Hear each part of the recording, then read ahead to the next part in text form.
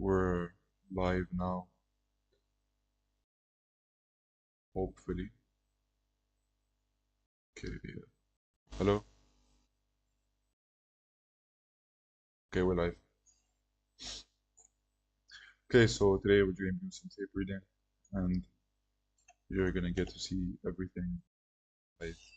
So, about the EOD video, I mentioned that I was gonna make the outlook for the week of Monday, 15th of July, tomorrow, but I could not get to that. But I do have it all finished, so here's a sneak peek. So I'm gonna be making a video about this in the future. So let's get into today's price action.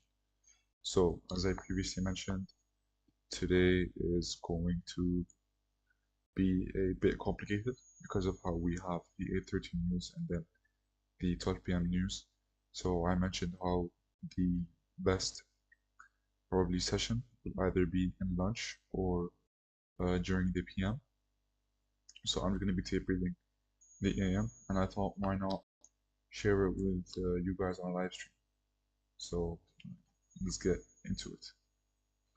Okay, so I have a couple of things highlighted. So I have the first drawn liquidity. If a price condition is set correctly, which I will get into on the other video, on the outlook video.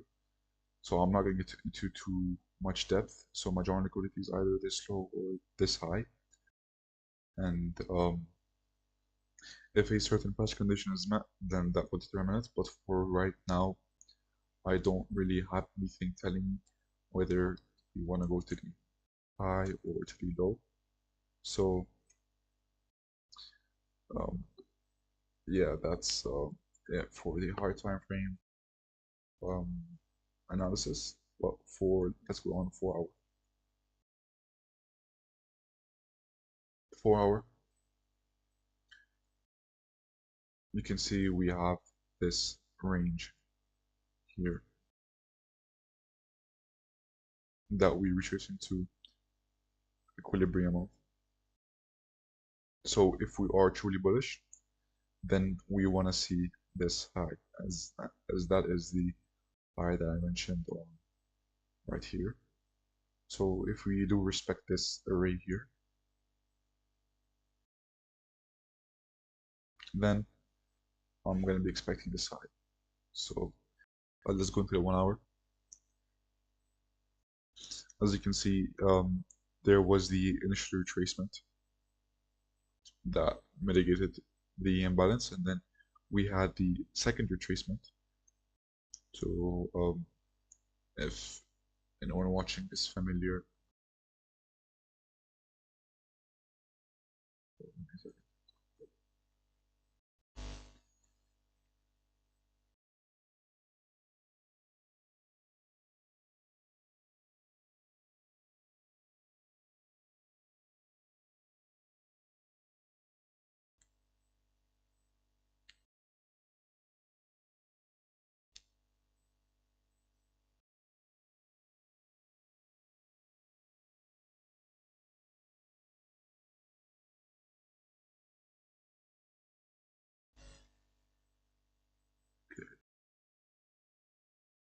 okay, so as I was saying, you guys might be familiar with, I mean, if anyone's familiar that's watching with the IMS condition array, you can see that we respected it, and we tried it down, and then took this low here. And if we remember on the 5-minute, and on the 15-minute, you can see that after we took this low here, which I'll identify as a turtle soup, as we took that low, since then it's all just been steady rising price action. So if we go back to the 1 hour, you can see that we have this range here, which we are currently in discount of, but we're currently still floating inside of the external range, and this is just the internal range within the external range. So this range here just is depending on this array here, whether if we want to respect an angle to range high, or if we want to then come back later and then disrespect it with the help of this big imbalance that we have here. And if we go on the S&P,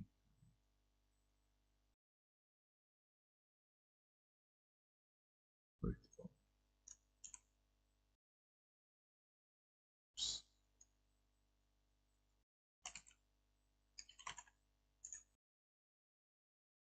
okay, so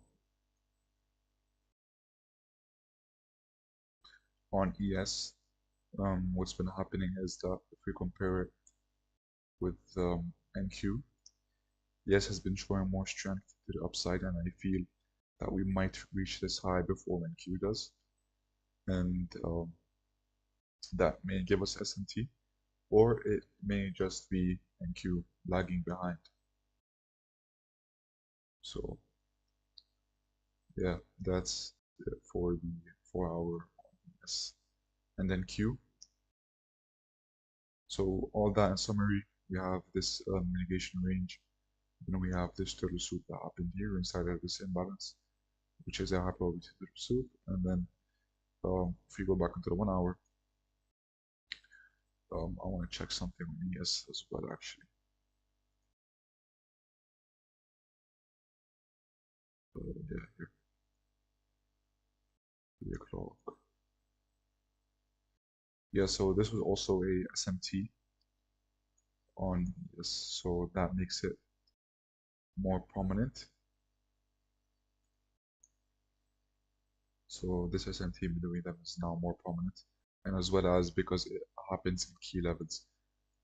Something I want to point out is that SMTs that don't happen in key levels are usually just a asset lagging behind. So what you'll see happening sometimes is that we might have, okay, first let's say there's no array above us and we go up and on one asset we make a low and then we make a higher high, but then on the other one we don't do it and then we just lag behind. What happens sometimes is that this move failure is high is a low probability failure swing, and this means that we'll probably go and take it out as a nested high and take out the high resistance high as well and tap into whatever array to then go lower following whatever the other asset did. So NQ might look like this and ES might look like this sometimes. That's the case with SMTs when there's no arrays above. But when there is arrays above like this, and let's say we have a move here, let's say this is NQ, then NQ makes a low and then it makes a higher high, and then it starts dropping lower. But let's say ES, what happened on ES is that we failed to make a higher high, and then we start dropping low without mitigating the array. This is a valid SMT. But in the other case that I just went over, that would just be the other asset lagging behind.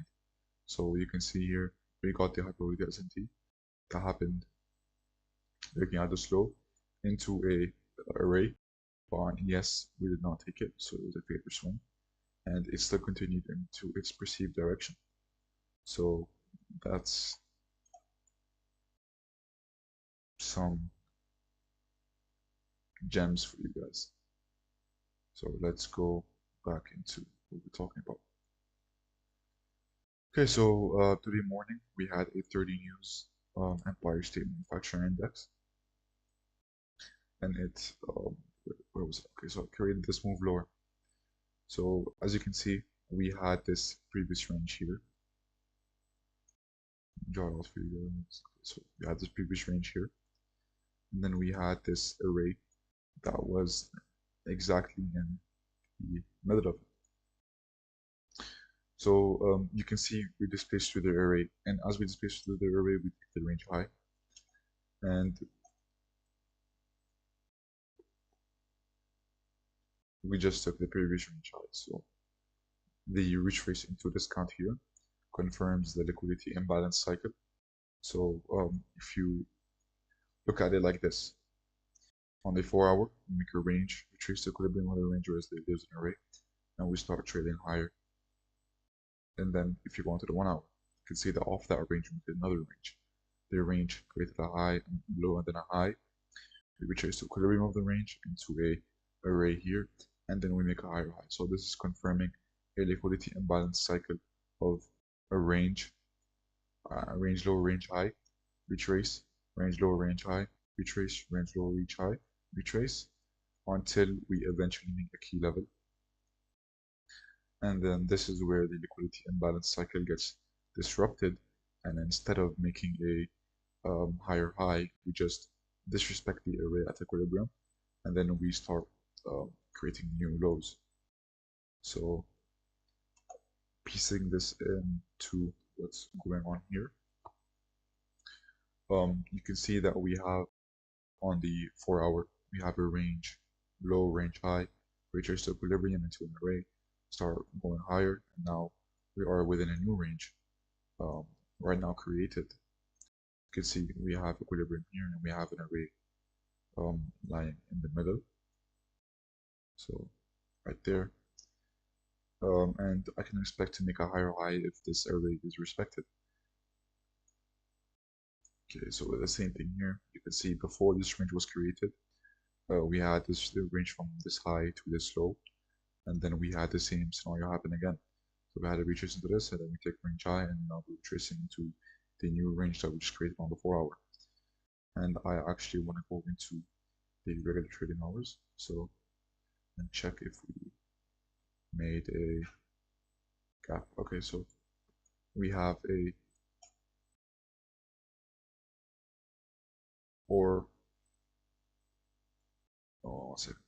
we have an opening range gap from this candle is open to this candle is open right there. So let's go through 1 minute.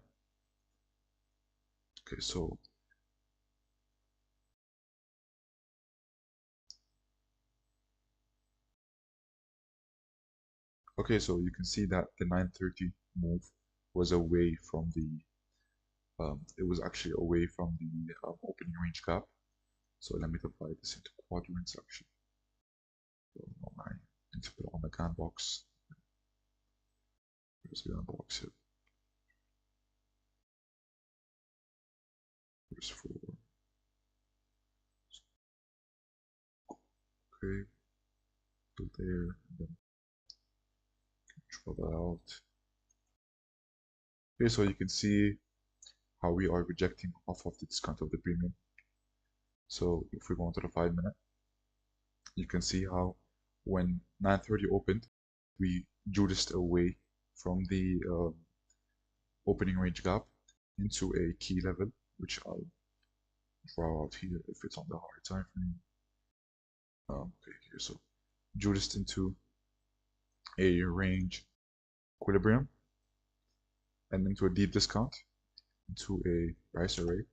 And now what you'll notice is we are trading back into the opening range gap after the negative juice.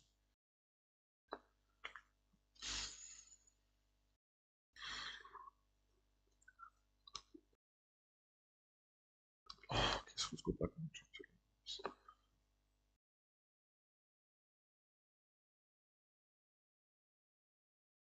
Okay, so since the Judas was away from the opening range gap, I'm expecting this to be filled out until it meets a area where it wants to stop, and the area where it'll probably stop is probably within this area here, because if we respect that, then we might see a range high, and that will confirm this as a hypothetical soup and to make a new range high.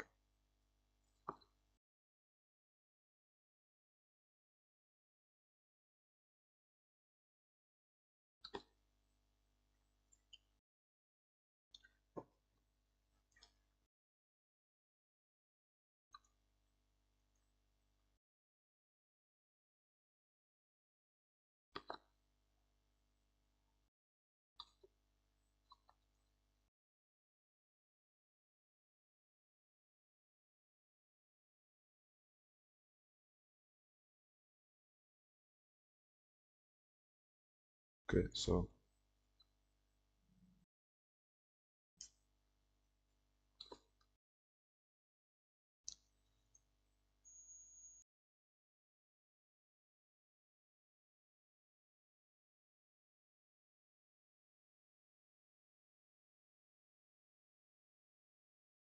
let's go over what happened really quickly. The opening range gap opened and we judged away from it. You can see we're respecting with these wicks. And then we had the distribution of the manipulation into it, rejecting on this 4-hour imbalance and the discount of the premium. So we'll go to the 4-hour.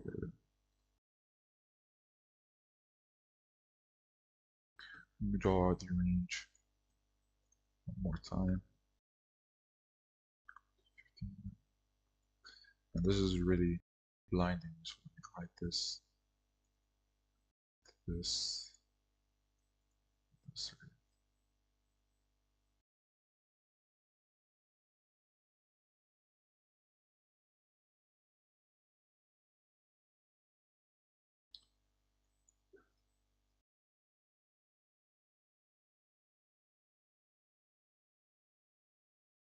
So yeah, so most likely if we inverse this, then probably going to see the range high, and that is the highest time frame fair value gap. So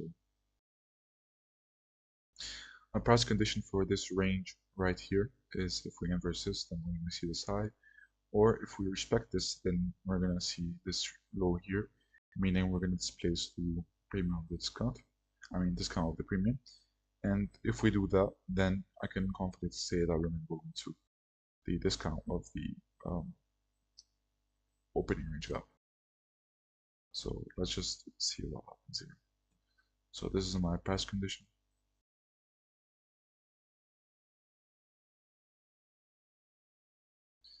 This is really, I don't like how I drew this out. So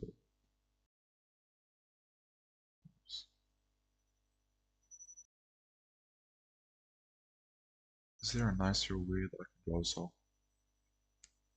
Because it's really blinding. Okay, so that was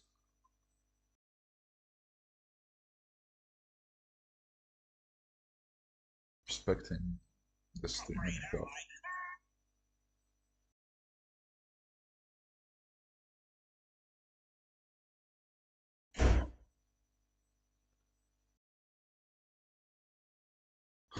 One more minute.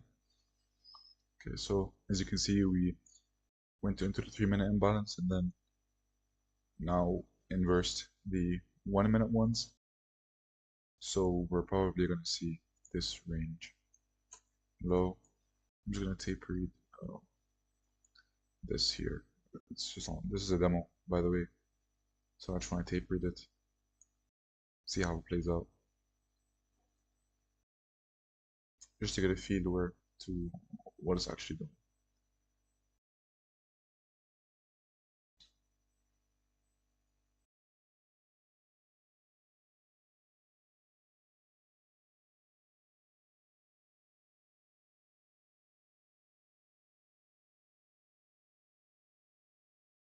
So price judged away from the opening range gap, so look to trade into the opening range gap.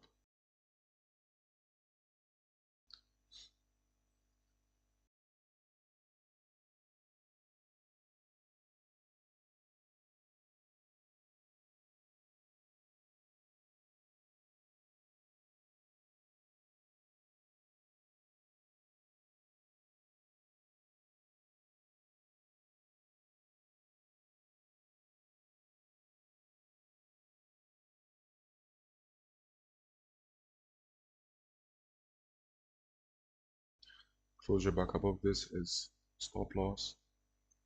So quick loss. Let's see if we're gonna close back above this now, because the idea that supports that being close through above is this range here.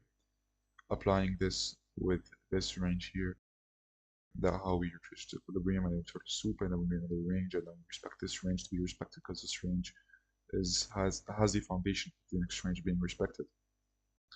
So yeah.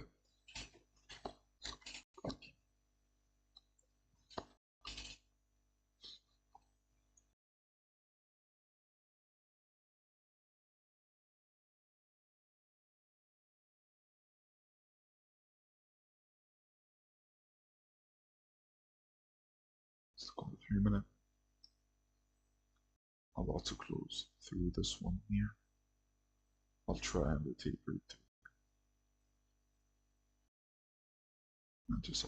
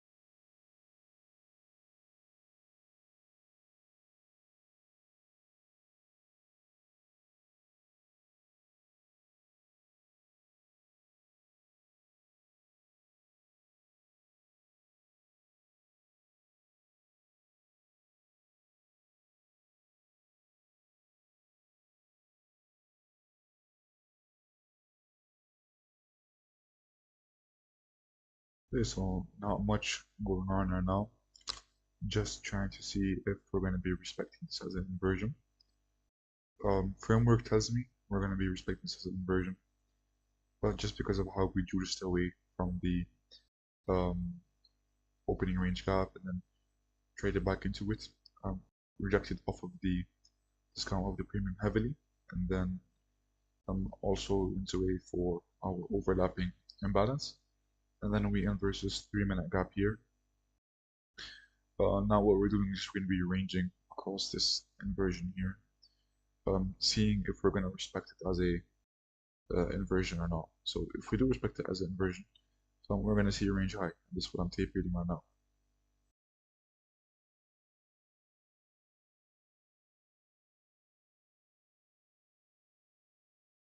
This is demo, by the way, on there, paper trading.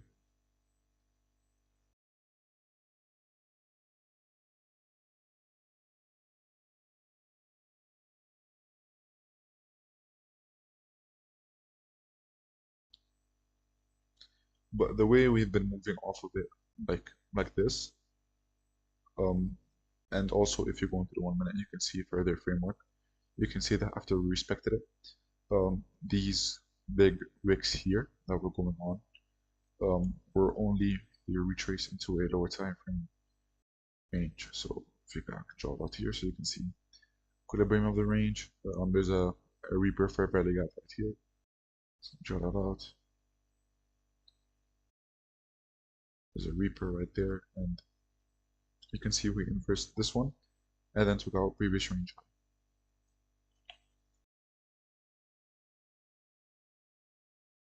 So let's just watch what happens here.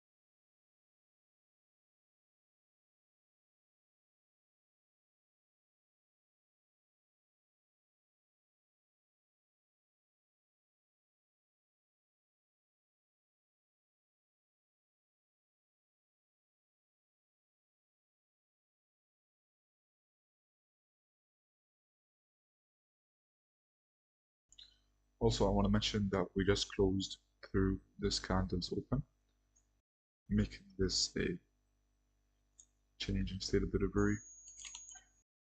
That price would respect if we have the narrative of going higher. So let's continue tape reading, see how price reacts off of this level here, and what price does after we eventually take this range high.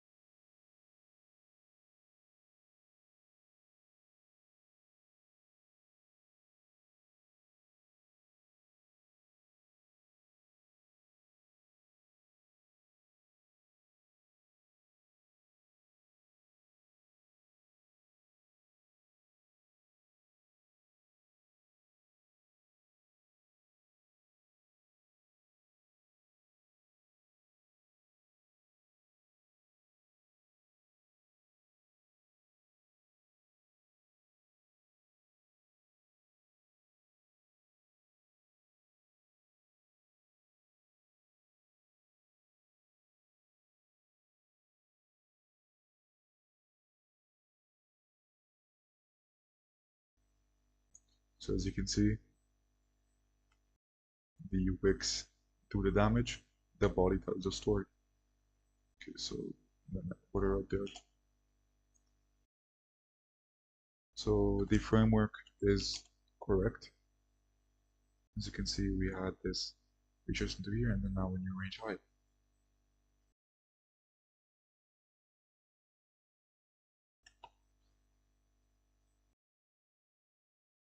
Okay, let's go back to the 1 hour.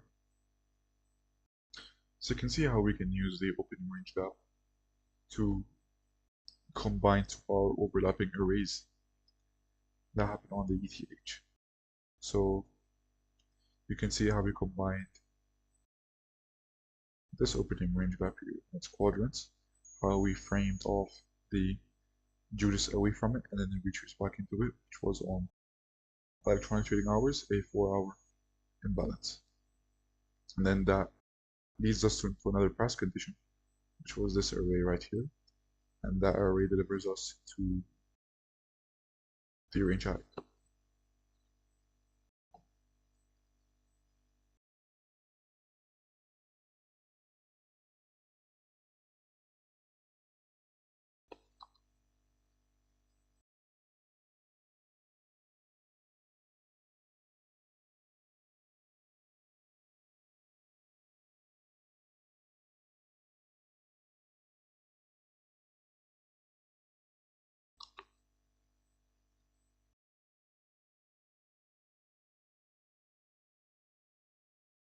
So let's just see how price reacts off of this new level. My drawn liquidity is still this range high, and this just adds more confirmation to it.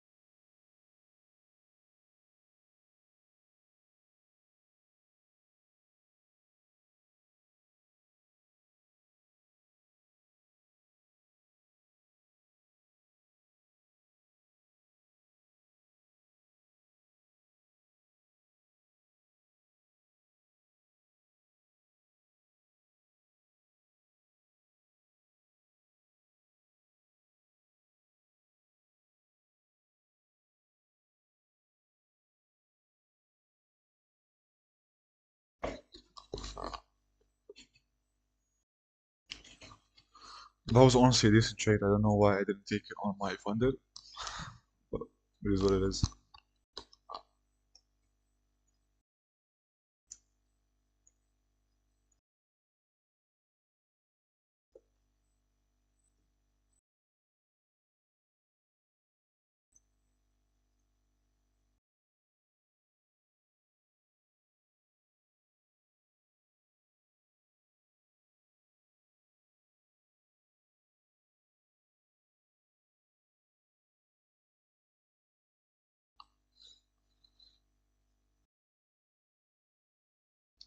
The next thing I'm going to be looking for is the range that forms from 930's low, which is this one here, and the 1030 high that will eventually get in the future, and this might be our new price array.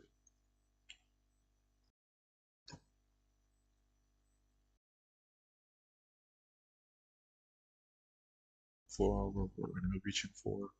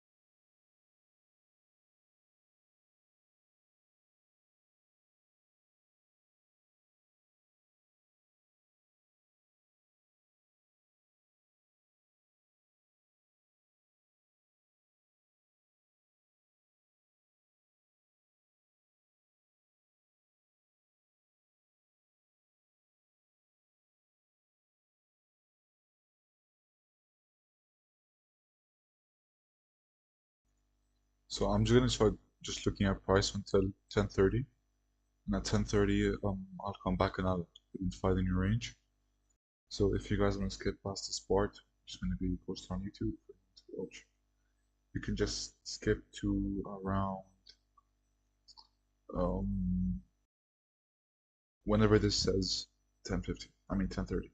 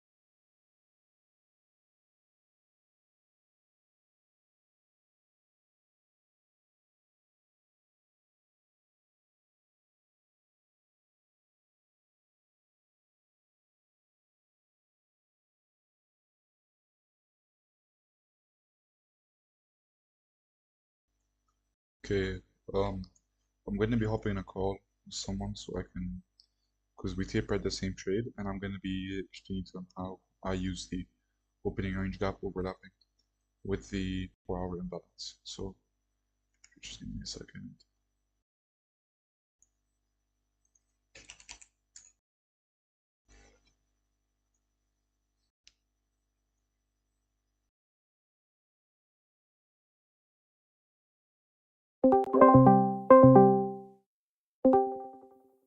Yo, hello.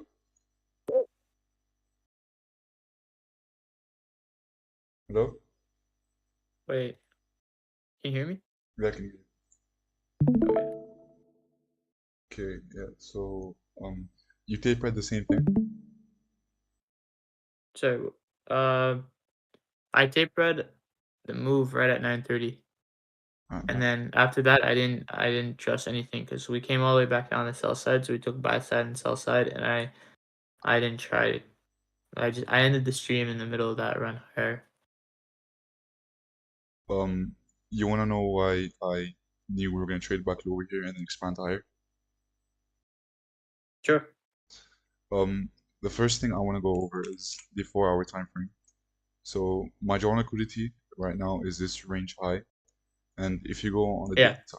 daily time frame, I don't know, on the daily time frame, this wick here from Friday is all low resistance liquidity. So if I mean I'm like 90% sure that we're gonna be taking all this range of the wick here, because if you go on the 15-minute, you can see it's all just a low resistance run. And Yeah. yeah, so let me get into the opening range up. Okay, so the first thing is that, what is the 4-hour time frame? Okay, so the first thing is, I want to go over this range right here. So this low to this high, the equilibrium is around here, and we have this array here.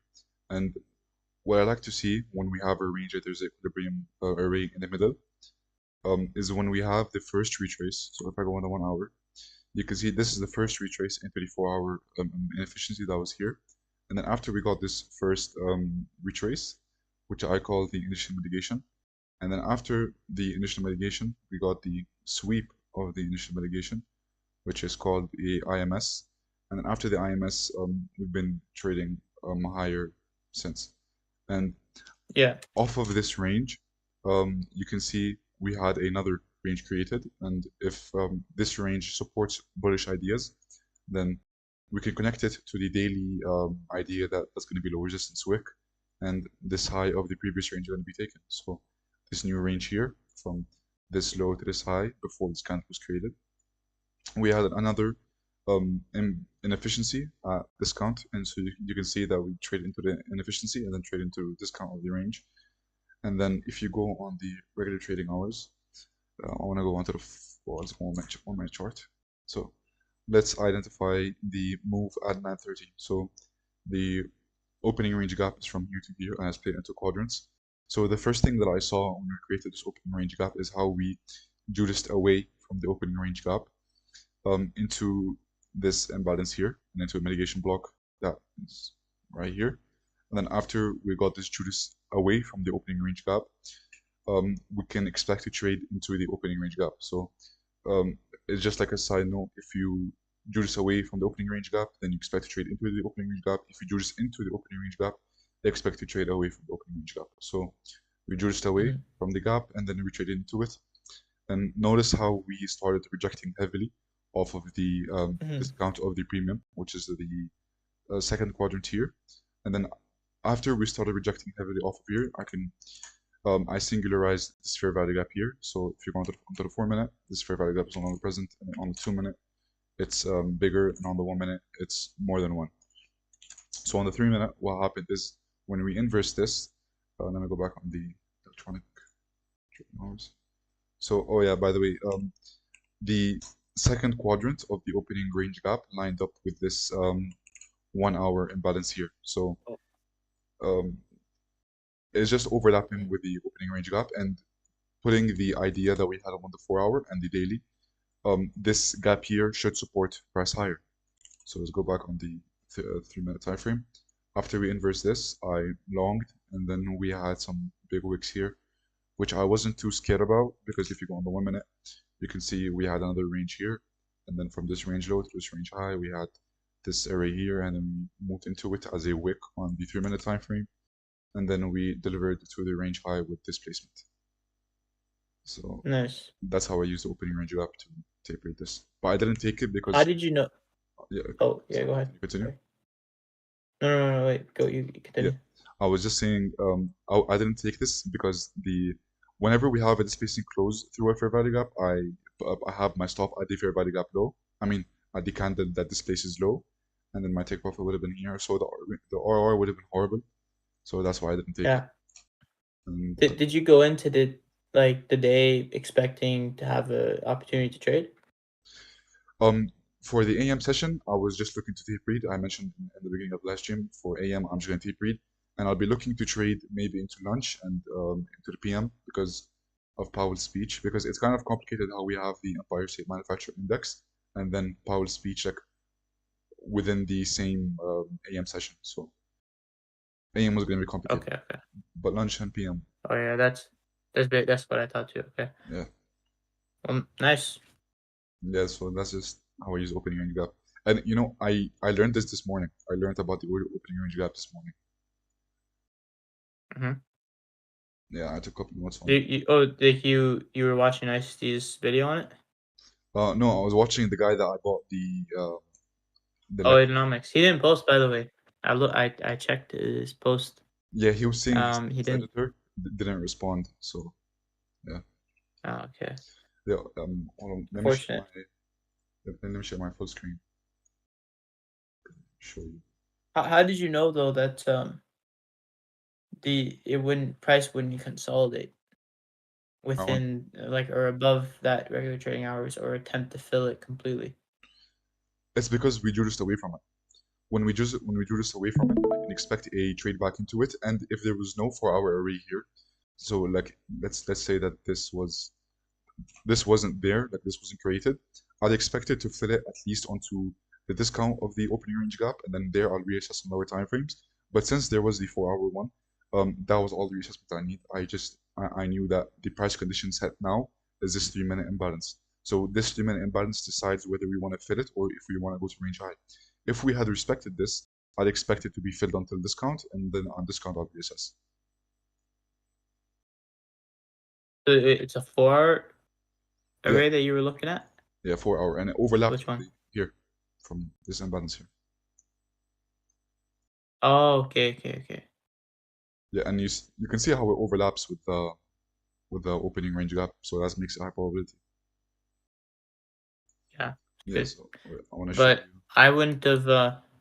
I didn't trust it because that initial run higher at 9:30 This was the video because I we posted this morning.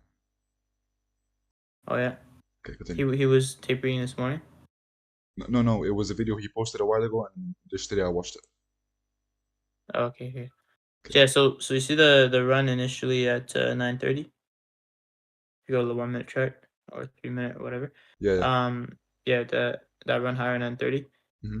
So I expected that move to happen, but once we took buy side liquidity, and then we came down and took sell side liquidity, I I didn't want to see anything else because we took both sides. So like that move higher from 9:30, I would have trusted it to go higher, up to the higher time frame liquidity levels. But because we took out the sell side at the same time, I know that there's a chance that we end up seeking and destroying until Powell speaks at 12. That's why I didn't try and take anything after that. But yeah, props to you. Like if you were able to expect that move to occur and potentially even try and trade on it. It would have been scary for me though. I didn't want to trade as well because of Powell speaking later today. So I was expecting choppy price action, like you said. That's one of the reasons why I tapered. But to be honest, it moved Yeah. quite well. Like it moved with volume, and it was decent. But the one thing I didn't like was, But go ahead. the one thing I didn't like was how this candle here, it kind of faked me out. So if you let me go on the 1 minute time frame. So the first move into the 3 minute gap, you can see how we this is what I don't like about price action like this. So you can see this candle here, it fake respected it, and then once this happened, I went on lower time frame and I reassessed what would have happened after we respected the 3 minute gap. And then you can see on lower time frames, we had no CISD, but we did have this inversion here. So also people Yeah. could have looked at this and took this inversion here to this low here because of how this candle kind of like faked us out. That's one thing I Yeah, don't I like. was watching that inversion, and I remember I said, if you go back to the 1 minute chart, the inversion, Yeah. I remember on my stream I was saying that that range, I don't want to see that get get filled, and then price had wicked into the low of it, and I said, okay, this doesn't look like it's going to go higher, and honestly, I can't trust which side it's going to go, buy side or sell side, because it was a balanced price range and we closed into it and wicked all the way through it. So that was, but then it ended up running really quickly. I also found that days before high impact news like CPI or PPI or FOMC, we're Yeah. either going to consolidate or we're going to move very, like if you look at last Wednesday before CPI on hourly chart, we still moved pretty nicely. And so we expanded. So either like it's going to be tough. It's going to be tough either way, but it can either expand or consolidate. But whatever it does, it's going to be very tough. That's what I found. Yeah, I want to add on to the thing you were saying about these imbalances being filled. What confirmed buy side for me was after we inversed it, like after we got the decent close over it. If I Yeah. Let me just single out this candle here so I can find out the time frames. So this candle here on 951, what confirmed this range high for me was that after we inversed it with this move higher, I identified this Reaper fair value gap within here, and you can see after we legitimately closed over it, like with a decent move higher, we retraced lower with those 3 minute wicks into this Reaper, and then after we inverse this fair value gap, I was like, okay, range high for now is 100% going to be hit because after we inverse this, we had equal highs here, and the 3 minute one was already inversed, so this balanced price action here was just going to be melted through. Yeah. Does that make sense? Yeah, it makes sense. So that Reaper just confirmed what I was looking for, and I was looking for a range to be created from 945 slow until 1030. So let me draw that out here. So 945 where's 1030? 1030 candle. Okay, so I was looking for a retrace back into this area here, and I wanted to use this as my price condition, but from Mhm. 1030 and after, we broke the range, so this was no longer invalid. But I was hoping for something like this, so like at this close, I was looking for it to retrace back into equilibrium and into this area here, and then I'll reassess on lower time frames. And then if it tells me that we're probably gonna disrespect it, then I would have looked for a range low. And if it was telling me that we're gonna respect it, I would have looked straight Nice. back to range high and draw liquidity. But we didn't get that retrace. So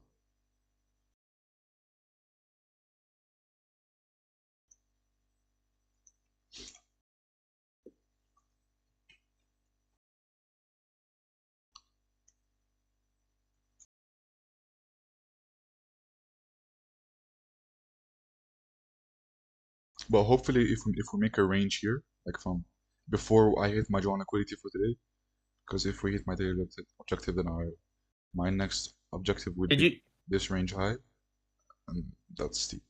What were you saying? did you did you paper trade today?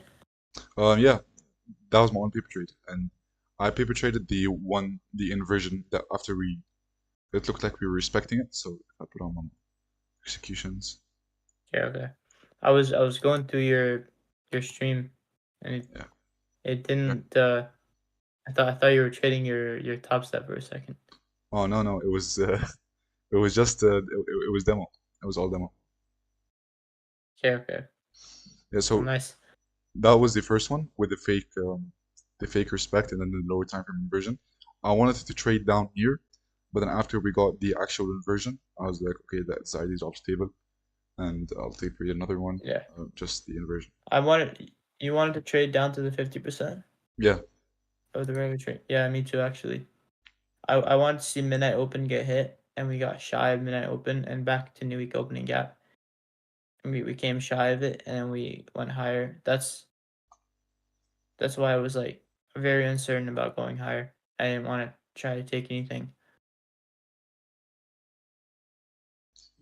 yeah, but if we reach strong liquidity before I can get an entry, that would ruin my week because my my whole week's draw is this high. So if we take this draw today, probably for Tuesday until Wednesday, I won't have any drawn liquidity unless there's intraday. And that doesn't mean you can't trade.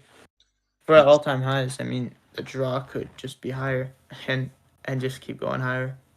Yeah, it doesn't mean I can't trade, but I want a specific draw because when I have all-time highs, it just feels so iffy trading like until nothing. What you do then, you have to look at whole numbers like 21,000, 21,100, 21,200. But like those big numbers like 21,000, 22,000, 23,000, you'd probably want to aim for those, or like I don't know, Why? 20,500, 21,500, because those are whole numbers. You probably have people that see the Nasdaq get up to like 21,000. It creates if it creates a headline, and the headline usually brings liquidity. People might want to buy the Nasdaq because they fear missing out. They think it's gonna rip. Some people might sell the Nasdaq because they think it's expensive. It reached a big level, and so these levels sort of act as support and resistance. It's something SCT actually taught. And in all-time high environments, you don't really have a draw. It's just able to go higher forever, I guess. So even if it reaches that high on the daily chart, it shouldn't ruin your week. Because you know that, well, as long as you see the manipulation on the lower time frame, and beneath midnight open, the typical 9:30 Judas swing, that's like an every week setup, bread and butter. If it's at all time highs, it just means that it's gonna expand until that's why you don't pick a top I remember watching a when ICT it's video like about this. that. It's gonna expand until it expands. Yeah, ICT's mentioned it a couple times, Yeah, but those are like psychological levels, he calls them.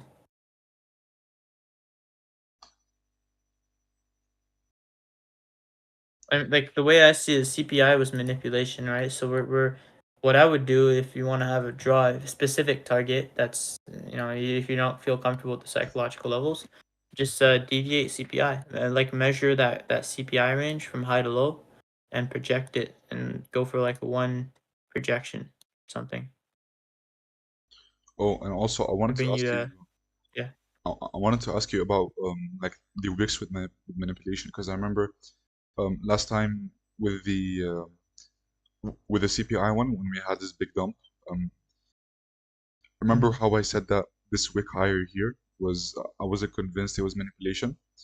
But then Uh, if we go on the lower time frame, it would look like intraday manipulation. Um, can you explain mhm. that to me in depth? Because the same thing happened here. So for the 9:30 Juju swing, this big wick Yeah. here, I was thinking, does this count as true manipulation, or does a close above it, like I mean, does a close above the range count as manipulation? Because if you remove the wicks off of this chart, um, it looks, but doesn't seem to be any manipulation. And this move here actually looks like manipulation. I don't know if I'm using it right. If you could explain it to me. So the if you watch my stream, when I came in the morning and I started looking at chart, are you watching my Discord Yeah, stream? here. Yeah. I'll put it on the live stream too. Yeah, but Thanks. if you watch my YouTube live stream in the morning when I was going over price action, I saw this 15-minute fair value gap, and I saw prices being resisted by it. But I also looked at the AM like session or late London session and saw consolidation. I saw how we initially wicked beneath it, but then we came back and actually closed beneath this wick and that wick. And that gave me the confidence that we took out sell side and we've manipulated lower. So I was only wanting to see higher to that buy side liquidity, and because Powell was speaking, I wasn't trying to frame anything else above that. I was limiting myself to the buy side liquidity at the high of the day, Can you 7:30 say that high. one more time? Can you say that one more time? And because we had Powell speaking at 12:30, I was limiting myself to seeing small ranges. So I was only looking for the what is it? Low hanging fruit, or it would be high hanging fruit. I was only looking for the 7:30 high, and that's it. I didn't care for anything else. So when we wicked up there very quickly and came back down, took out the sell side, I wanted it to touch midnight open and then seek and destroy. Potentially then at 12:30 hit that buy side liquidity, right? Because I talked about in my stream when we had came down here very quickly. This was so quick that if it wanted to go lower, if it wanted to keep making new lows, the green gap should not fill and preferably not see 50% be traded to. So it should get in there and very quickly move away. Because if it sticks around, it's gonna make another run to that buy side liquidity since it spent so little time up there. It's probably accumulating. It would be going lower just to accumulate more stops up here. So that's often what wicks do. Wix will stop out trigger orders, but they'll psychologically they'll still make people think that price is being supported or resisted by whatever level the wick took out, because they see that, oh, people are selling on that wick, like it went down so fast, people are selling that, right? So it will still stop out, stops though. It still could be considered a stop run. You just want to be careful, and you can see a couple more retracements if the bodies don't stop out at the same time. And you also have to look at other indices too, because this stop run at 8 o'clock, right? This was way above the buy side liquidity, like 70 points above, right? The this small 15-minute run, that wick is only about 11, 12, 15 points. The problem with this though is the bodies are all the way down here. So the bodies were Yeah, exactly. 40 points away. Yeah, but Notice during that too. CPI, the bodies weren't that far. The bodies were basically creating those relative equal highs. So we left relative equal highs. That's all that is. And we went lower to create more liquidity up here. That's what I was saying Friday and Thursday evening, and that's what I said this morning. We're still targeting that buy side liquidity up here. Order flow is still bullish. Nothing's changing. I want to go higher, right? Because we have relative equal highs. We went lower just to create liquidity up here. But at the same time, you want to also look at the S&P. Look at how the S&Ps, the bodies went higher above this body. Even though we wicked, we still, if you take off the wicks, you still see how it actually manipulated. Yeah. What does that tell you? Is that the S&P is a lot more bullish than the Nasdaq. Then you look at the week, all right, and you see how this is the week low. The Nasdaq went way beneath the week low, body to body S&T, while the S&P 500 stayed way above the week's low. So what does that tell you? The S&P is a lot more bullish. It's the one that's actually manipulating bullishly. Like when it goes, sorry, bearishly, when it goes lower, it actually manipulates first. And then when it goes higher, it doesn't manipulate. So you see those bodies were higher. It created a trend higher. The Nasdaq bodies actually sort of didn't really trend as much as the S&P, and you can see it's a lot lower away from those all-time highs compared to the S&P. So that, like, even though it wicked up here, you still want to look at different indexes to see if those bodies created SMT, and you see that it did. And so that kind of tells you that one of them is more bullish than the other. And then, where the liquidity is. We still have liquidity up here, so Nasdaq should continue to run to those relative equal highs, while the S&P is really going to explode and run much higher. So if you're looking for longs, right, it should be on the S&P to have the best ranges, basically. About the body SMT, I recently saw a video of someone explaining there are three types of SMTs. There was one with Wix SMTs, and there was one with bodies SMTs, and the other one I forgot. What's the difference Is between the it body time SMT? based? Uh, I don't know. I don't remember honestly, but it was just body SMT when the bodies make a SMT and when Wix make SMT. Yeah. Can you explain that to me? Because So I don't know the difference. So the bodies is the same thing. You just take off the wick. So we'll look at the S&P here. Where is it? Take off the wick, or even just use a line chart.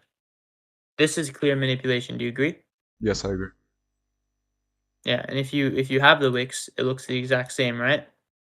Mm-hmm. Yeah. So on the Nasdaq, however, you don't have that SMT, right? You Exactly. do have the wicks quickly going up here to stop out anyone that was short. Any people that tried to short CPI because price was overextended. CPI took those people out with that wick very quickly. But if you look at the what the bodies, the bodies tell the story, the wicks do the damage. That's one of ICT's quotes. If you look at the bodies and the story of price action, right, you can see that we left relative equal highs up here. We we gave people the idea that we put in a top and we found resistance.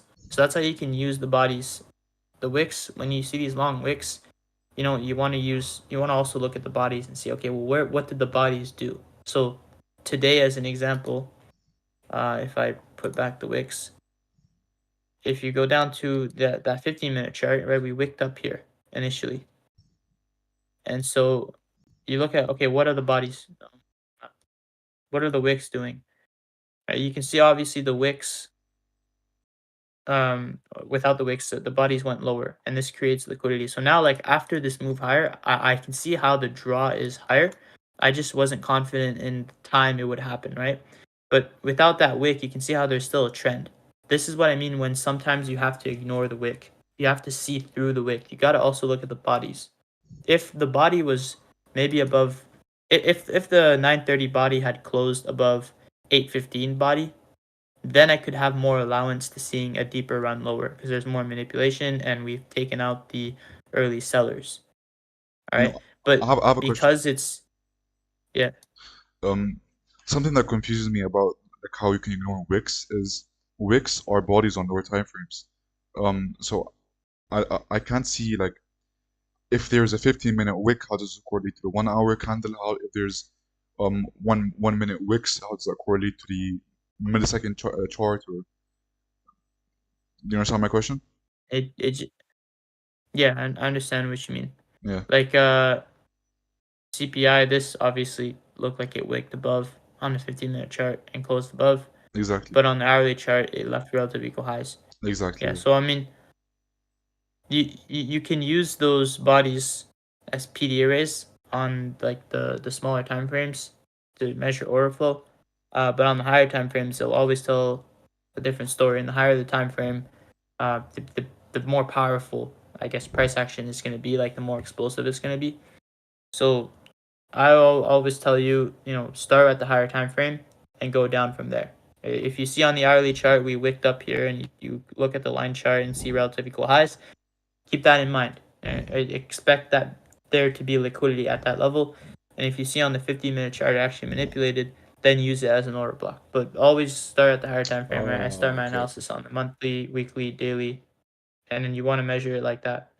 So over here on the 15-minute chart, even though on the 1 minute or 5 minute chart we did close up here, on the 15-minute chart we had a huge wick, a really, really long wick up here. So immediately it looks like we've manipulated higher. Yeah. But if you take off the wicks, you see a trend, right? So that's what I mean when I say, okay, when we wick, be careful because institutional traders, if this was a daily chart, if this was a weekly chart, right, this price action here, they would be seeing a long-term trend lower. And even they see a big wick, they're not going to care. They're going to see where it closed, the line chart, and they're going to think, okay, well, this is a trend lower. Price shifted market structure is going to keep going lower, and then price completely stop them out. But then if you add the let me try and change the settings. If you add um the high and low, no, the high, or can I have, I don't know. You can see obviously how it doesn't look like that, right? If you can see how this is, by the way, if you go on bar chart or any big sites that show, where the Nasdaq is, how it's trending, it will not use the high. It's going to use just the close. That's how it's the most accurate way of looking at price, how the industry looks at price. And so you see how all of a sudden this doesn't actually look like it's gonna go lower anymore. It looks like it ran the liquidity, and now it compared. If you're thinking in a retail stance, obviously it ran liquidity, it shifted market structure, it's making new highs, and now the trend lower is falsified, and we're trending higher, right? But people look at the close, and the close, it looks like it's going lower. So where's the liquidity? The liquidity is still higher, even though we wicked up here very quickly. You understand? Yeah. Okay, Yeah, so and then for the SMT, did I explain the SMT well? the SMT with the bodies, Yeah, and the wicks. what I understood is that the purpose of the SMT with the bodies is to actually convince people that we're going to be shifting higher, and the purpose with the SMT with the wicks is to just stop out people that were in profit going short. Yeah, well, like the wicks will stop out people in a moment. Like before CPI ran lower, it made sure no one was able to make money on that. It wicked up there. But the bodies are the ones that tell the story. So wicks here, the wick on CPI did damage, but the body told the story because most people who aren't trading, who are institutions, are looking at line charts, and they're looking at where did price close, right? Where did it open and close, and that's all they're looking at. And so this is what tells the story. The narrative needs to be built on the bodies and not the wicks. That's what I was trying to get you to take away. Okay, okay, that makes sense. But for what's happening right now during the AM, price is trending way Mm, too nicely, to be honest. It's it's moving nicely for Powell to be able to do anything in the lunch. So yeah. for all of overnight and Sunday, we just consolidated crazy, and then today's AM we moved nicely. So I don't know if lunch is going to be tradable or even PM because isn't it when Yeah, here I think I know why price is so exciting this morning. why? Because I'm trying to see what kind of speech he's gonna do. Um I think it's just some sort of meeting. But did you hear about what happened with Trump this weekend? Yeah, Okay, so I think that's really what's causing a lot of volatility. That's like big news. They tried to kill him. Somebody did. Some teenager, and he got shot in the ear. So this is why price is rallying. Is it created volatility? how would that correlate though? What do you mean? What does Trump getting shot in the ear have to do with Nasdaq? I don't know. Maybe people believe. Okay, the thing is, Trump would make the stock market go up a lot because he wants inflation. He doesn't say he wants inflation, but I mean, his actions tell that. So, well, I think it depends if you believe printing money creates inflation or not. The Federal Reserve doesn't really see it that way, but Trump in his last administration was saying we have no inflation, we should be printing money, which is what creates inflation. But uh, with Trump in power, the United States are going to have stronger imports. Um, they're going to have generally more inflation because they're going to be printing a lot more money, and their dollar, however, will be stronger, which will kind of offset that inflation. So a lot of people believe that this will make the markets rip with a stronger dollar, and over long term, when the dollar DXY goes up, the stocks tend to go up with it because the dollar strengthening. So more people are attracted to dollars. They're buying more dollars. They're buying more stocks. Anything priced in U.S. dollars. So the American stock market would rally off Trump being elected. It might dump after the elections because there's a bunch of hype around it, and there's too much liquidity in the markets. It needs to rebalance. But usually during Trump administration, you're going to see the market be very bullish. So this is probably why, because he tried to be assassinated, a lot of people think that he survived. I had one person that texted me saying, God saved Trump, and he's going to be elected. So a lot of people will kind of come together on this, and if anything, it's going to make Trump's campaign even stronger than it already has been. And so you're probably going to see the polls start to shift more in Trump's favor. And that's why I think the market's really going up, because more people are starting to think Trump will be elected, and they're buying the market. I think that's why it's going up off of what happened this weekend. Even though Powell's speaking. That's so interesting, actually. What the fuck? Yeah. I mean, not like the algorithm. There's an algorithm that manipulates price and delivers price, but it's still affected by real world things. Like if banks and institutions are the ones moving price and they're buying price, it's going to go up, right? If they're selling price, it's going to go down. It's going to be delivered in a way that it brings them the liquidity to fill their orders. So when they put in an order, algorithms are going to spool a certain way. That's what we read. We read the accumulation, manipulation, distribution. So we still had that today, but the fact that this happened this morning just introduced a whole lot of liquidity, probably by big institutions, hedge funds, and banks, which spooled price higher, a lot higher than we were expecting because we have this Powell speech.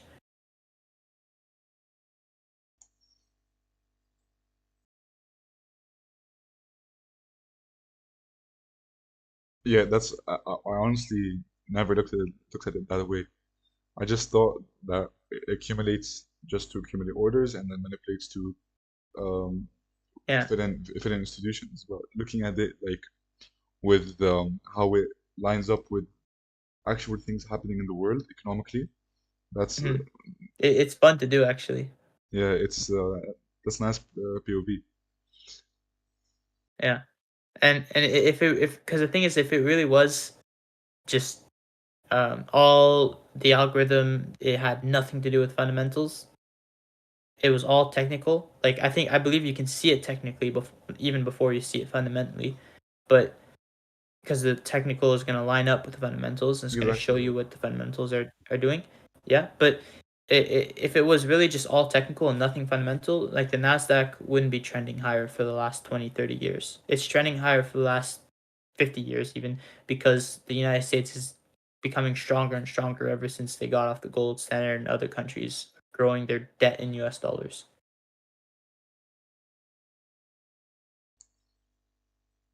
So technically, on higher time frames, technical analysis won't allow it to go this high, but fundamentally, it's being allowed to go this high because of economic news. Yeah, fundamentally, honestly, it could rip to 50K this, maybe not this year, but maybe next year. I Do you mean, have last year we had 50% gain. If we have another 50% gain, that's like 30K. I think we could maybe see 30K this year. do you have any Nasdaq shares that like you bought or not?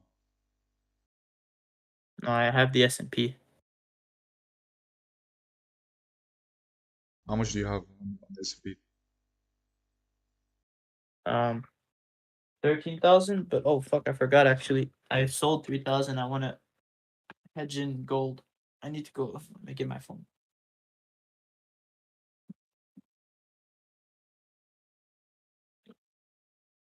No, I'm back. I'm back. Not 13,000 shares. 13,000 Canadian dollars, or no, US dollars. Do you put all of your payout money inside of the S&P? Not all of it. Just in my TFSA.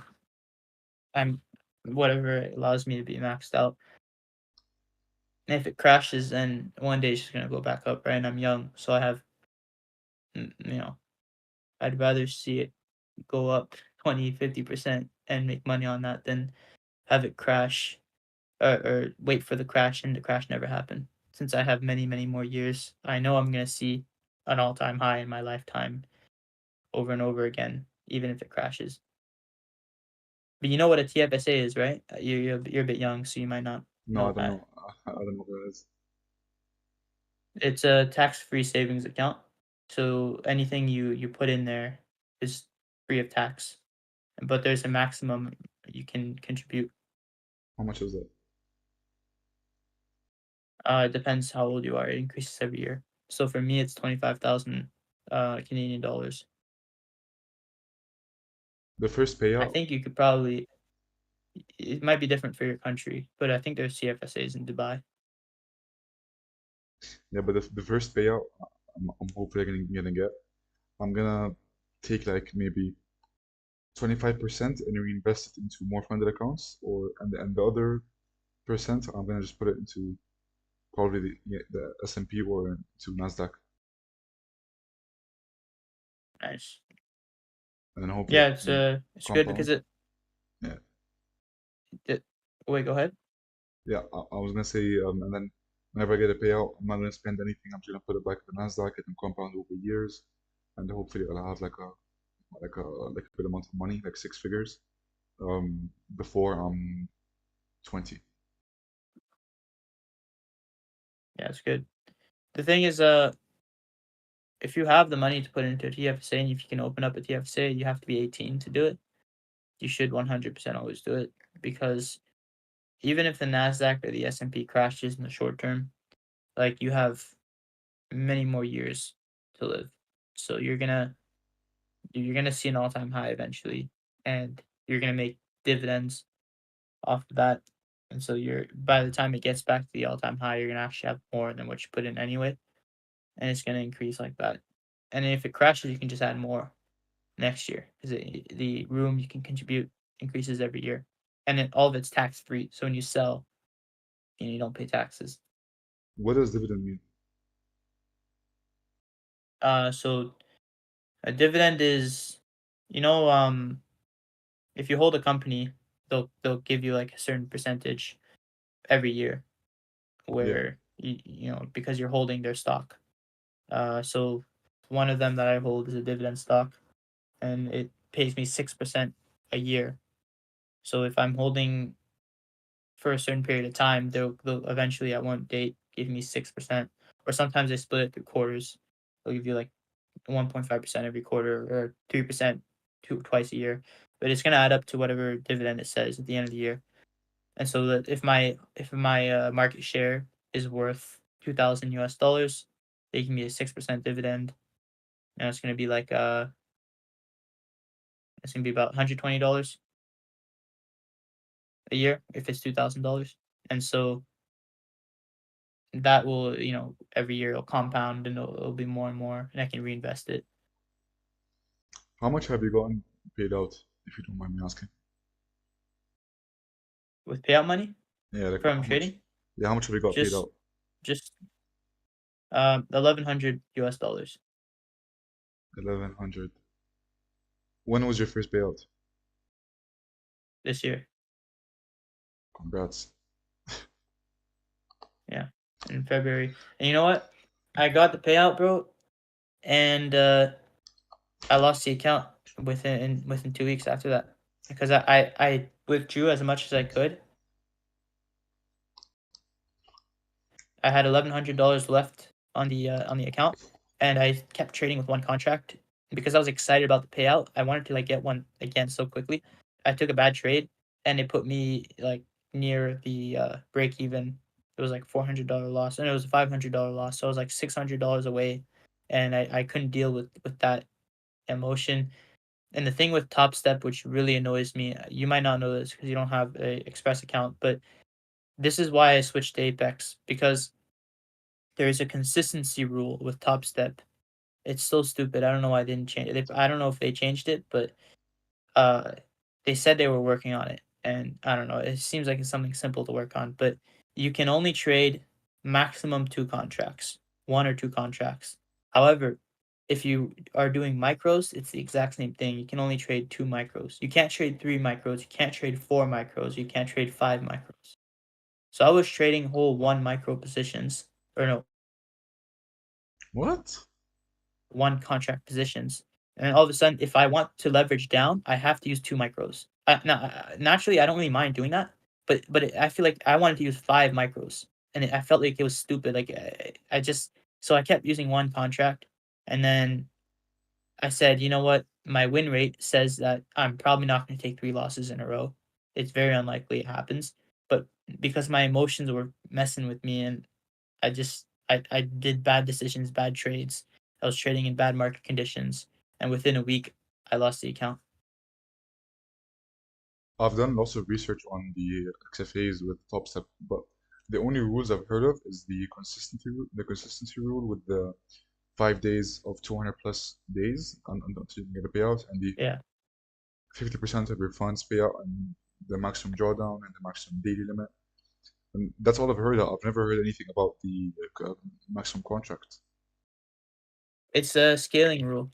So, like in the beginning, you can only trade 2 contracts, even though it says maximum 5. There's a scaling rule where you start at 2, and then I think for the 50K, if you make $1,500, then you can trade 3, and then if you make 2,500 maybe, then you can do 4, and anything above 3,000, you can do 5.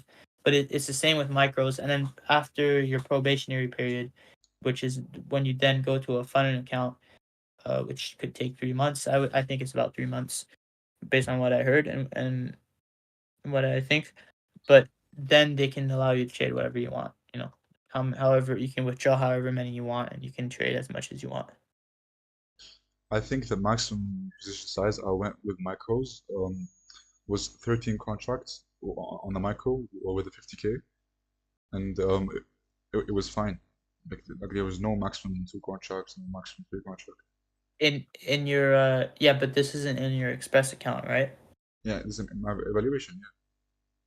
Yeah, an evaluation is fine. They'll let you do whatever you want in evaluation. But in the Express account, I'm looking at it right now. Uh, why is scaling plan important? Acts as a guide on how to responsibly leverage your growing account. And so it says, please note, micros products are considered full-size lots in the trading combine, express funded account, and live funded account.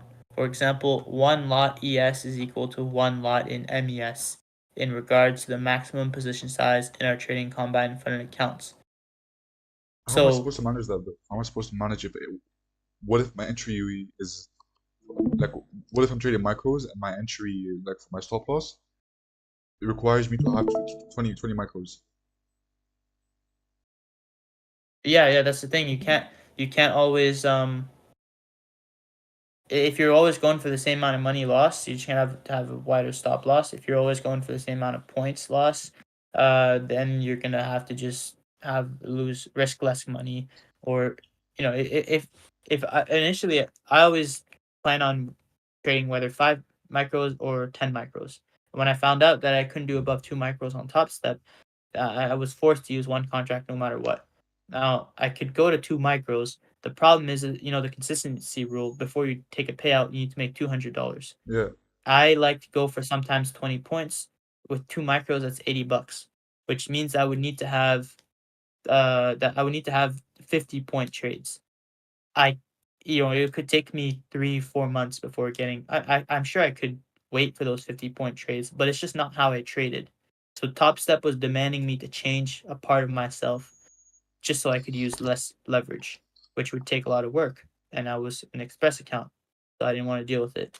And I kept trading, and then I lost the account. But this 50K account, you see how it says 2 lots there, 3 lots, 5 lots. Yeah. Yeah, and it says right here, this wasn't here before, but I had contacted them, and I guess a lot of people did the same, so they added this note. But they said they were working on it. I don't think they are. I don't think they're going to change it, because I think this is just one way they can make money, and make it harder for consistent traders to take funds away from them.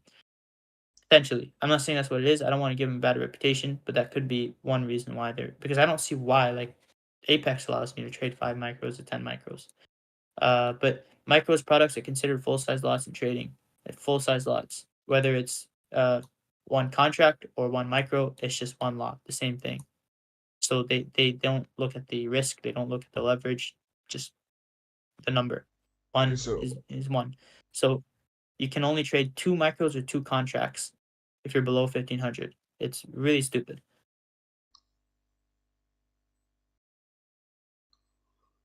I don't get why that works, why that's in place. So how am I supposed to work around this when I get to my XFA? Well, you just use one contract. And that's what I mean. Like, you get one contract, you get a payout, take as much payout as you can once you reach that consistency rule, because I don't see it viable. It's not viable for me. I don't know for you, but it's not viable to look for 50 points, and you're already stressing out over 10, 20 points. Sometimes the same with me. Uh, That's just why I'm a scalper, right? So Yeah. if you don't feel comfortable doing that, you're just gonna have to use one contract. And then as soon as you can get a payout, that's why I moved to Apex. It's I used my money that I made to buy more challenges and to pay for the account fees on in Apex.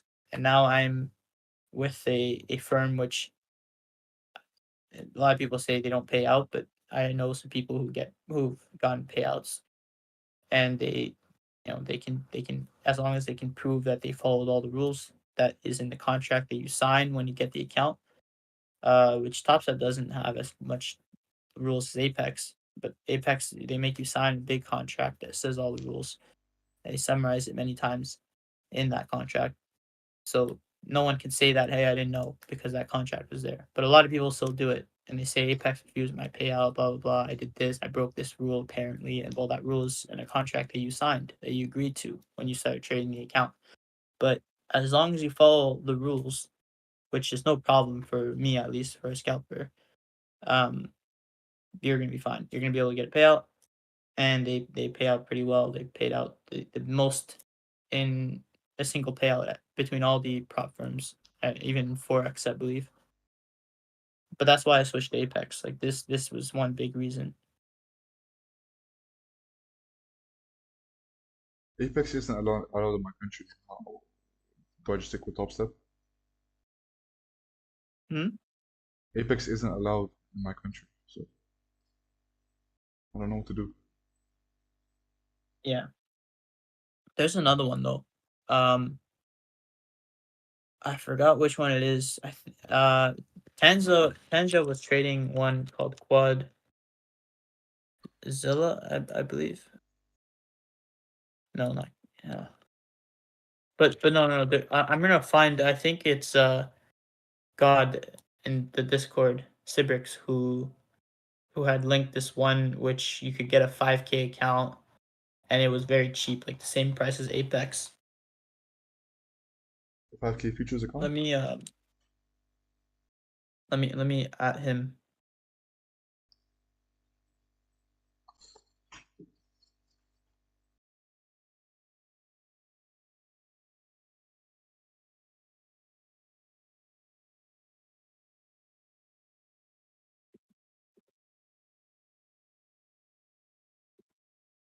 There's I know there's many more. Like there's other prop firms that you can use that will allow you to have a better system you can put in place. Or my advice is just keep trading one contract. When you get to the funded account, I mean, you're trading one contract now, aren't you? What do you mean by one contract? I'm trading 13 micros. Yeah, but you're on NQ, right? You're MNQ. not trading MNQ like the yeah, but the chart right now is NQ. Like if you're trading MNQ, how many micros do you use? On Top Step, I use micros. So, I mean, Yeah, but how many your position sizes? Like I saw one of them was 13. yeah, like 13, 10, 12. So, like here, this is how, Yeah, so like, I'm trading yeah, MNQ. so that's yeah, so that's what I'm saying. Just trade NQ and just use one contract. I'm so That way your confused. commission costs are fixed. Just what my advice is to get around this is just trade one contract on NQ, But not the micros. what if my risk doesn't offer that? But So, that's why I have a static points risk. So I know the position size, and I know how much I'm risking. Like I always go for maximum 20 points. My stops are 20 points. So I know that if my at most I'll risk it. And actually, there's a personal drawdown that you can add on Tradeovate and on TopStep X. You can go to the settings and change your daily loss limit, and like I make it $400. So if I'm trading with max leverage, which is a contract, 20 points is the max loss with commission. So I add commissions, and that way you have fixed commission costs too. So it's easier to I guess log if you log your trades.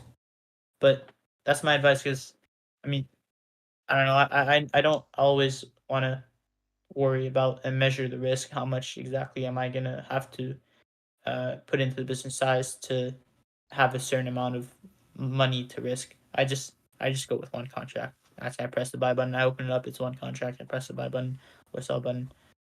You know. But what if like my risk parameters don't allow me to buy one contract? Oh, you mean that you have a bigger stop than 20 points? Yeah, so let's say yeah, like my hard stop is big at 20 points. So what do I Yeah. do? Well, ICT talked about that before, but it's very simple. If that's the case, then draw it. Wait until it. If your entry is, let's say, at 17,080, and then you have a 30 point stop, that means you can see it go as far as the 30 points before you cancel the trade. So get in halfway, right? Get in at 65 instead of 80, and then have your stop loss at the 50, 30. That what would be 30 point stop is now 15 point stop. Just be more patient. If it doesn't reach that area and it keeps going higher, then that just means you missed a trade. But sometimes you're gonna have those scenarios where you're gonna see the ability for price to run much higher, especially in seeking to show environments where we didn't really manipulate and we're having these big retracements. You need to just allow for that, and that might mean being more conservative. That's all it is. Okay, but for my evaluation, I can still trade my whatever contract I want, right? Yeah, evaluation, it doesn't matter. Okay, but when I get to the XFA, hopefully, I'm gonna have to start trading the NQ and just trade one contract. Um, yeah, like that's unless you want to trade two micros, but you're gonna have a hard time getting that $200 consistency.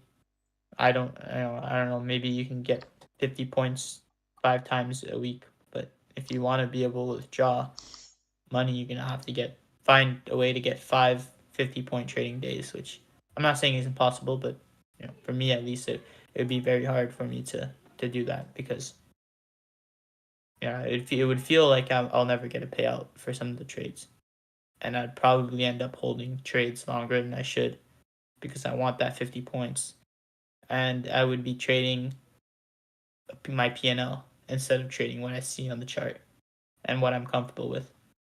But if you can trade those two micros, if your personality allows you to do that, then that's great. You can do that. But if not, uh, I would just use one contract. You're already trading 10 micro over 10 micros anyways, so it's not like the leverage might be scary, but then maybe you could, I don't know, get another challenge or something else, or wait a little bit to trade that account. But the easiest way is just to trade one contract. How about for bigger account size, like for 150K or 100K? Yeah, I mean they let you. Um, I closed it, but it's. I think it all starts at the same. Did I close it? Where is it?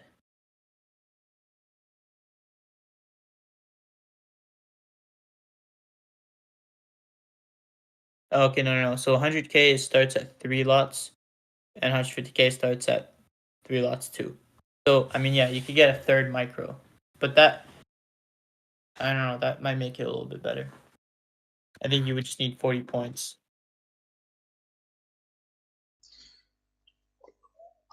I don't know if I don't know how I feel about that. I might switch platforms if I get my first payout. Because if Yeah, I if I can't control my own risk parameters, then what's stopping me from just growing my account once by accident? but that's basically what happened to me. I Even though I could have went to those two micros and worked to make that loss back, I decided that it was not worth it. That might as well just, if I blow the account, I might as well just take my money and go to Apex. And I ended up blowing it. And for a couple months, I was disappointed. It was hard for me to. I had to like slow down for a little bit, go back to a bit of paper trading, tape read the markets and reevaluate, how I'm gonna approach funded accounts. But then I got funded with Apex, and now I'm in the process of, okay, I'm here again. I know I have what it takes to get a payout, and I'm just trying to get there day by day.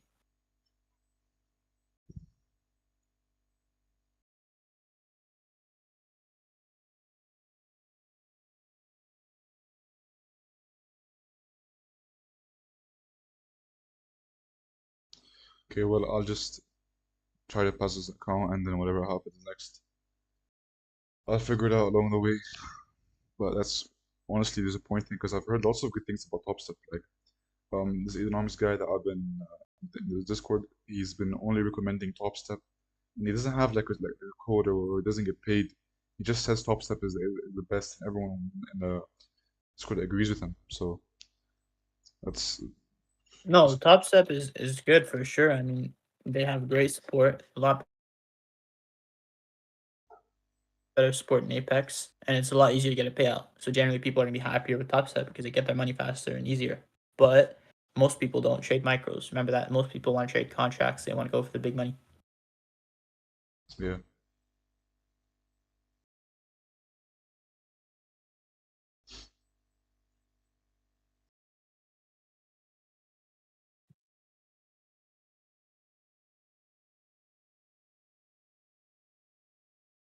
My my There's live my there's a live couple has articles.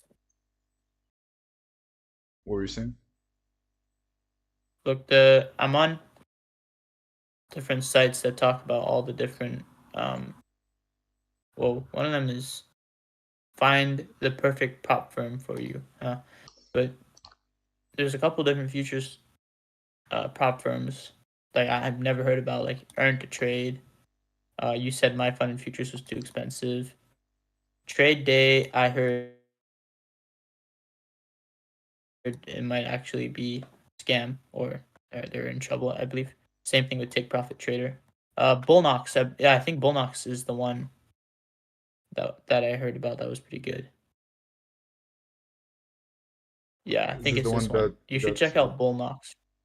this is the one that 100 trades. No, no, not the 110 trades. But this is the one that was shared. They had a discount the other day. I think they probably will have like. I wonder if I put in save 90 if it's gonna work. But I'm sure you could probably find. Yeah, it expired, or maybe wait until they have a sale or something because it is $115 for the evaluation, 115 each month. Maybe like save 80. They have to have the coupon code. There's no way it's that expensive.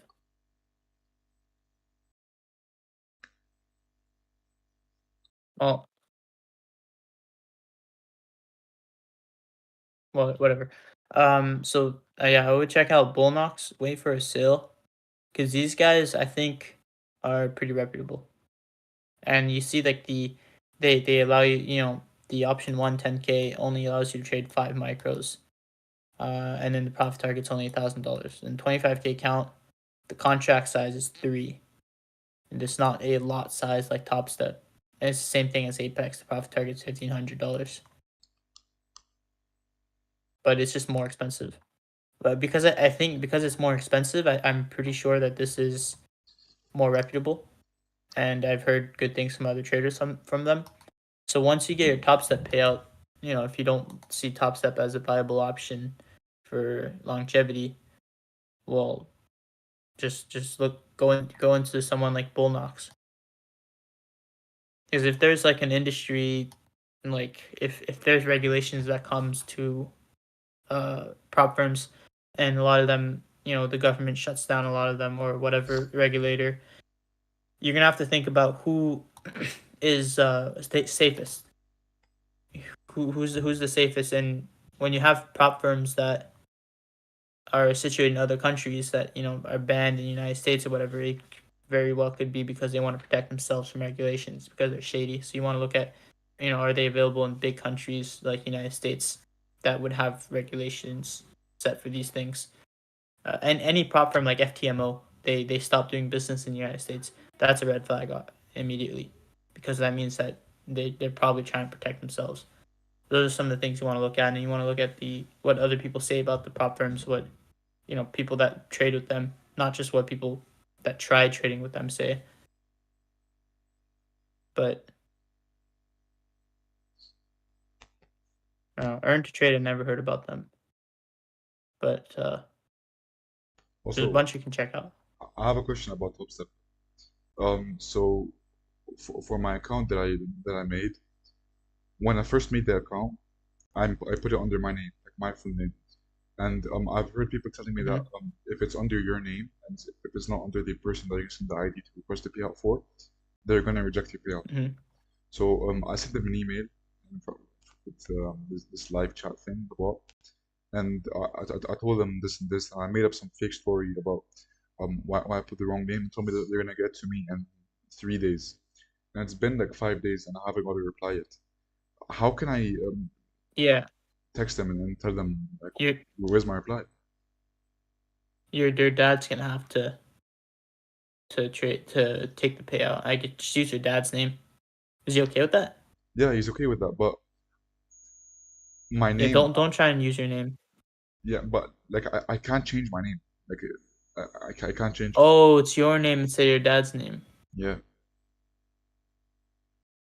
Oh, well, yeah, you're probably in trouble. I I doubt they're gonna let you change it. but one guy, Even Apex, go ahead. yeah, some guy I was speaking to, he said that he sent them an email and they changed his name and it was fine. Yeah, but I don't know. Maybe send them another email. Maybe that was the guy in the same scenario as you, or did he Yeah, maybe it he was was in obvious he made a mistake?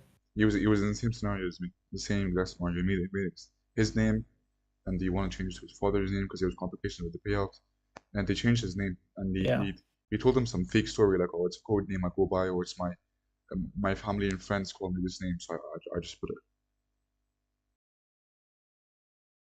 Yeah, but I think that at that point it's probably because he had gotten a payout, and they were probably trying to process the payout and be like, okay, there's a mistake with your name, and then the adult they put their name. They're probably giving more attention to that. But I would send another email.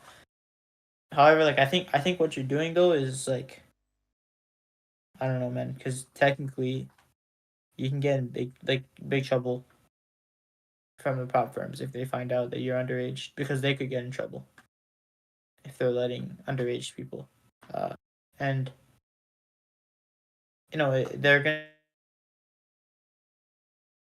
ask for, they might ask ID. Like Apex was asking me for ID before, and they ask you to sign certain documents, tax forms, basically, because they're sending money, so they need to sign a tax form that basically says that you're receiving money from them to confirm that they're sending you money. So you need to send them a tax form so that they can pay you if you're in a different country, and even it's a separate tax form if you're in the country. But that tax form is going to be underneath your dad's name. So now it's like your government will know, then the government over there is going to know that it's underneath your name, and if they find out somehow, you know, I don't know, it could be, I don't know what they could do, but it's dangerous what you're doing. That's all I'm saying. So what do you think I should do now? But I think what you're doing now is a good practice. So just send them another email if they still don't answer. I mean, I don't know. I would keep trading the account. You paid for it, so it's good practice. But don't expect the payout? Like you're getting actual practice in front of almost live markets. Hmm? What was that? Do I not expect the payout? Well, no, I don't know. I don't think you should expect that you'll get paid out eventually. But I don't know if, like, I wouldn't say like hope that you'll get a payout. You might get a payout, right? Like,